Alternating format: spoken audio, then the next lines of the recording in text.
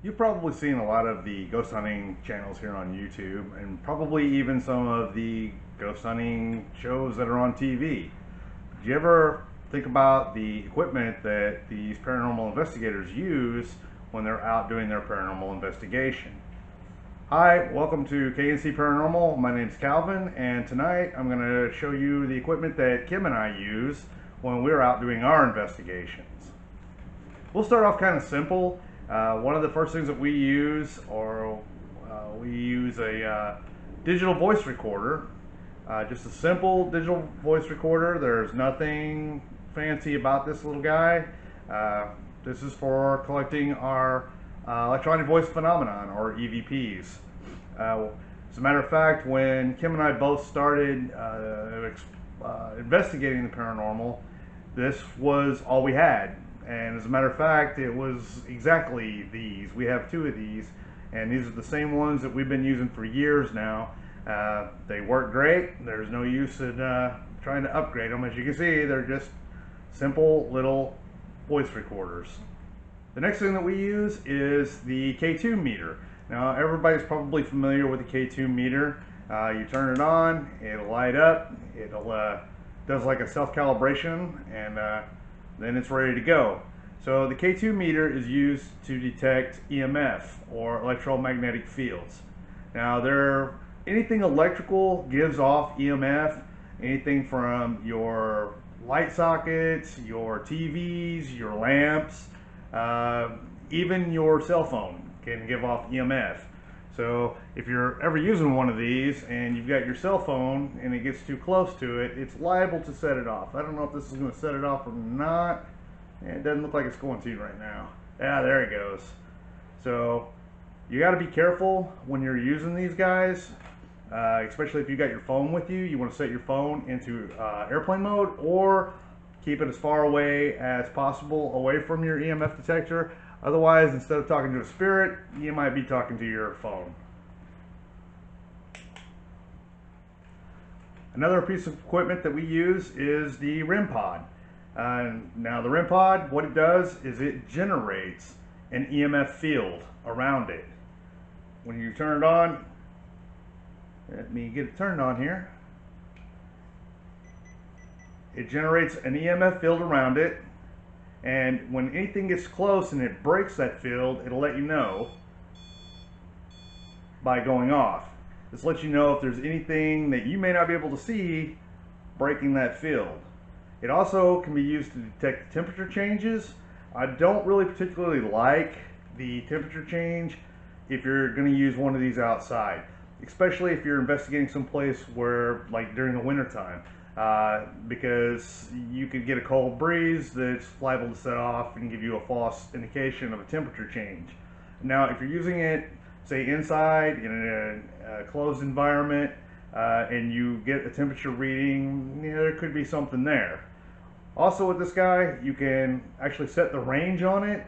There's a little button up here on the very top. You press that.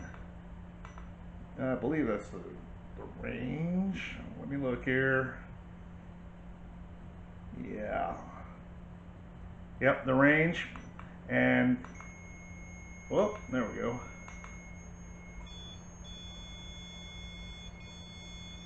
It's okay, we will cut all this out. I'm sorry, that's a 0. So you press this button right here and it'll zero it out.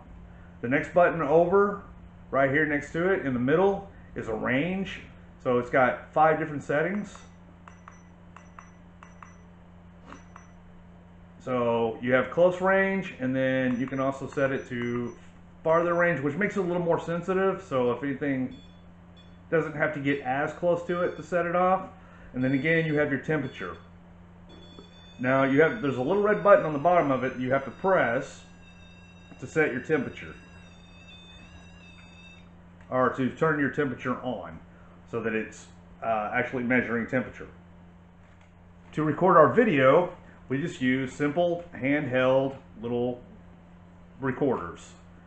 These are pretty lightweight, and I like these because this one actually has a built-in IR on it that goes into night vision mode.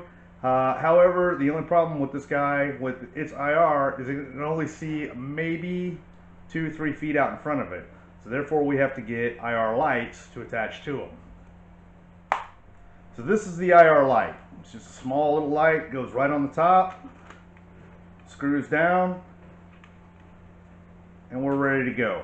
So this actually allows us to see in the dark through the viewfinder of the camera itself. A lot of places we go, it is dark, so the actual IR helps out quite a bit for us to see in the dark as well. Adding this to the camera doesn't really add any weight to the camera itself. It's pretty lightweight as far as this goes, but really good for setting up for static cameras. Sometimes handheld, although you get that motion and it's kind of jittery, and then you got to go back and try to stabilize the video. Actually having a camera on you while you're moving around, I actually just got this for Christmas, the GoPro S12 Black. I like it. I just, like as of yesterday, got the media mod for the GoPro. I like it because it has an external microphone up here. I've had mixed reviews, or heard mixed reviews on the microphone on whether it's good or bad, but I also did get the light to go on as well. So it's separate, it attaches to the top, or you can also attach it to the side. What I also like about it is whenever you plug this guy in, you don't have to open it up like you do with just the GoPro module itself. It actually has the port back here to plug in your power cord. The only thing I don't like about this guy is the battery life on it is about 2.5 hours. I used this in my last investigation and I had to kind of use it sparingly, and the battery still died on it. The light, it has 4 functions. It's got a low, medium, and high light, and then it also has a pulsating light. I guess if you're getting into trouble or whatever and you're trying to get somebody's attention. The only thing is, on the high setting, if you're using the brightest part of the light, it's only good for about an hour, 2 hours, I think. So it's not a whole lot of time. So that's the only downfall of that. But again, with the battery life on this only being like 2 hours, 2.5 hours, with this media mod though, you can actually put this on a tripod and plug in external power to it, and then you're good for the life, or however large your SD card is for recording. Another tool that we use is the IR camera. This one's a little bit more on the expensive end, but it's really nice. You can see temperature changes or temperature variations, and especially in the dark, it can come in handy. So after you turn it on, you'll see the thermal will come up, and there it is. And if you see something, you have an anomaly or something shows up a different color, dark mass, whatever, you squeeze the trigger right here and it will take a picture of that. It's got an SD card in the top, so you can take all the pictures you need of that, and then you can pull the SD card and download them onto your computer and go through them and check them and see if you caught anything. If you like what you've seen so far, do me a big favor and go down there and hit that like button. I'd really appreciate that. Moving on, another instrument that we use is a laser grid. This one is a very simple laser grid. You don't have to get anything too fancy. They all serve the same purpose. For this guy, all you want is that laser grid behind you or out in front of you so that you can see if something passes in front of it when you're in a dark room. You can set this guy up, put a static camera on it, and then leave it. Come back, check your footage later. Maybe you caught something. You'll know if it breaks the beam. Again, it's simple, not that expensive. I have not had a chance to use this yet. I actually got it for Christmas, but I have an investigation coming up here in a couple of weeks in St. Augustine, at a home in St. Augustine, and I'm going to be taking this guy along with me, and hopefully we'll have some cool footage. Now, as for lighting itself, flashlights and stuff, we don't use anything big, we don't use anything fancy. Matter of fact, we use these little pin lights because it's basically all the light you really need. You don't need bright lights unless you're out in the woods, I guess. And for situations like that, I actually just use a headlamp. This is just your run-of-the-mill, you can buy them at Walmart headlamp. And I actually kind of like these because they've got 3 settings on them. It's got a high beam setting, medium, and then it also has a red light, so that you can still see, but you're not blinding anything or anybody like your cameras. So again, doesn't have to go like real expensive, and they serve the purpose. Lastly, and this is my well, I don't know if it's my favorite just yet because I haven't got a chance to use it because I just got it for Christmas also, but it is the Boo Buddy. Again, I haven't got a chance to use him yet, but the investigation that we're going to in St. Augustine here in a couple of weeks, I am taking Boo Buddy along. Boo Buddy, Boo Bear, whatever you want to call him. But I'm taking Boo Buddy along with me and put him to use and see what he can do for me. What I like about Boo Buddy is he basically acts like an EMF detector. Well, like a REM Pod. There you go. So when you turn him on, he's just tuning in. There you go. And then again, like the REM Pod, he can detect temperatures. He can detect changes in temperature. He'll also detect anything that breaks that EMF field around him, and he's great for EVPs because Boo Buddy actually asks questions. So you can actually set a recorder down next to Boo Buddy and then walk away. He'll ask, I think it's like 10 different questions, and then he gives a pause in between each of his questions for a response. You go back, check your recorder later, and see if Boo Buddy caught something. The last tool that we like to use, you already have, and it's actually great. You might even be watching me on that tool, and that is your phone. Your phone can record videos, it can take pictures, it can record sound. It's so right there you've got a 3-in-1 tool for hunting paranormal.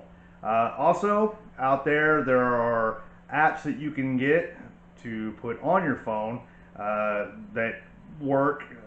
You've got Spirit Talker and some other ones. I actually use one called GhostTube. It's a free app, and it works along the same lines as the Oculus. It has a 500-word dictionary, but it basically works the same. You can pay the premium for it, but I found the free one works just as well. I've had lots of luck with this. Give it to me.